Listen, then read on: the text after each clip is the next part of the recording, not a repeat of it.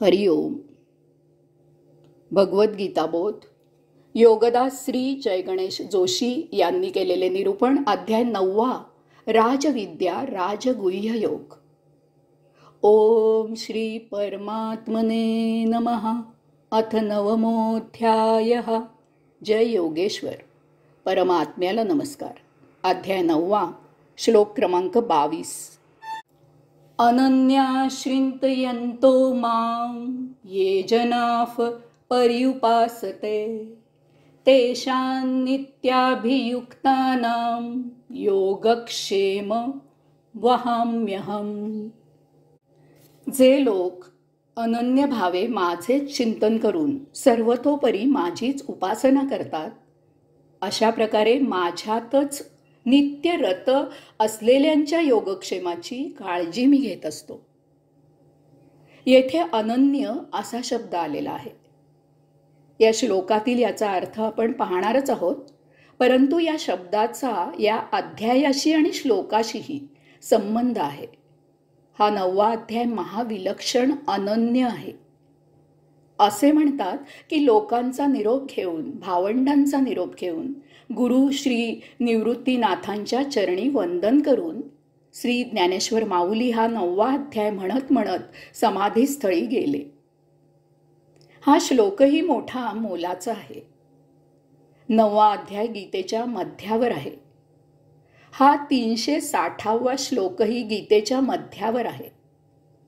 एकूणच भावभक्तीचे अध्यात्माचे सार या श्लोकात सांगितलेले आहे.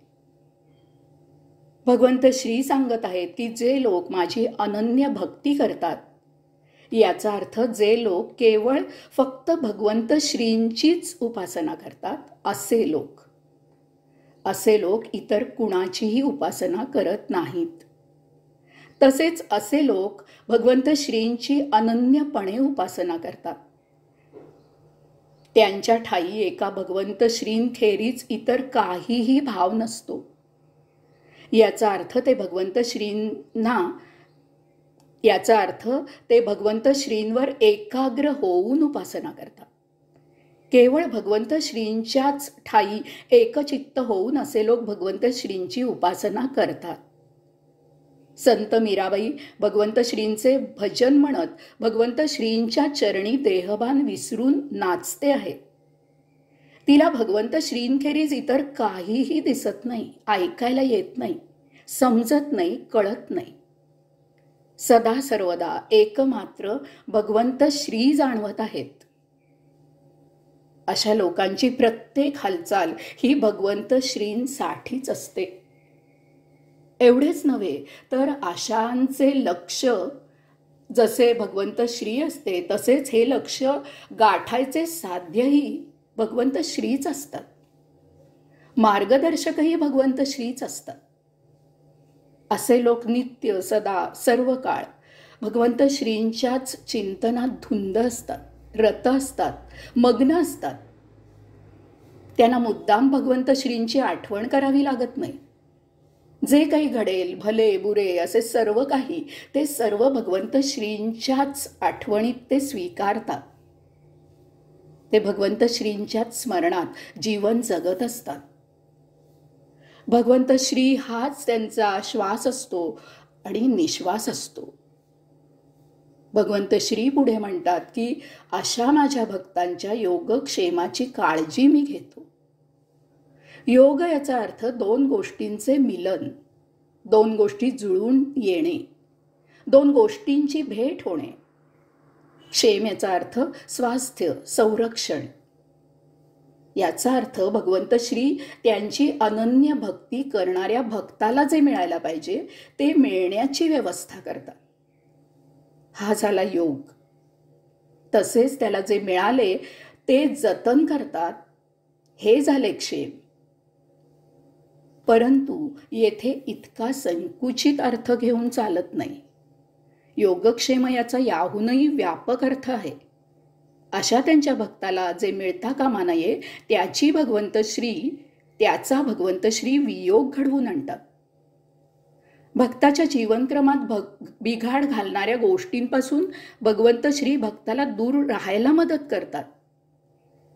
म्हणूनच ते त्याला अनिष्ट अशा प्राप्त गोष्टींचे क्षेम करत नाहीत किंवा अशा वस्तूंचा अशा गोष्टींचा त्याला योग घडवून आणत नाहीत. योग किंवा वियोग, तसेच क्षेम करून किंवा क्षेम न करून कसेही करून भक्ताचे कल्याण कसे होईल याची भगवंत श्री काळजी घेतात. याचा अर्थ भक्ताला योगक्षेमासाठी आवश्यक ती शक्ती ऊर्जा भगवंत श्रींच्या उपासनेमुळे प्राप्त होते. भक्ताला यासाठी काही पथ्ये पाळली पाहिजेत. उपासना, कामना, वासना यांची सांगड भक्तांनी घालता कामा नये. आपली उपासनाच मुळी कामनापूर्ती आणि वासनापूर्तीसाठी असते. कामना वासना पूर्ण व्हावी यासाठीच आपण उपासना करत असतो. किंबहुना जेव्हा एखादी कामना वासना मिळायला अडचण येते तेव्हा भगवंत श्रींच्या उपासनेची आठवण येते किंवा केली जाते. मंदिरात गेल्यावर भगवंत श्रींकडे काय मागायचे याची यादी पाठ असते. यात वासना हीच महत्वाची असते. तेथे भगवंत श्री गौण असतात. उपासना करून वासना क्षमली नाही तर देव बदलला जातो. वासना तिथेच ठाम राहते, उलट ती जास्तच भडकते. नवीन स्वामी महाराजांचा शोध घेतला जातो किंवा जेथे वासना पूर्ण केली जाते त्याला देव मानले जाते. वास्तवात कुणाला किती, कसे आणि केव्हा द्यायचे ते भगवंत श्रींना समजते आणि केवळ भगवंत श्रींना समजते. परंतु आपण भगवंत श्रींना शिकवायला जातो. मला केव्हा, काय, कसे आणि किती दे. मला केव्हा, काय, कसे आणि किती दे ते आपणच भगवंत श्रींना समजावून सांगतो. स्वतःपेक्षा भगवंत श्री कमी दर्जाचे असतात, स्वतःपेक्षा भगवंत श्रींना कमी समजते असे आपल्याला वाटत असते. हे असे चालत नाही. भगवंत श्रींनी जे दिले तीच त्यांची मोठी मेहरबानी असते. त्यांनी जसे ठेवले आहे तसे मोठ्या आनंदात त्यांचीच उपासना करत राहावे. त्यांनी जसे ठेवले आहे तसे मोठ्या आनंदात त्यांचीच उपासना करत राहावे. आपण भगवंत श्रींच्या सहवासात सन्निध आहोत हाच केवळ आनंद असतो. मंदिरात जाऊन त्यांचे दर्शन घ्यायला मिळाले हेच आपले महत् भाग्य असते. मंदिरात मागून शांततेचा भंग करू नये.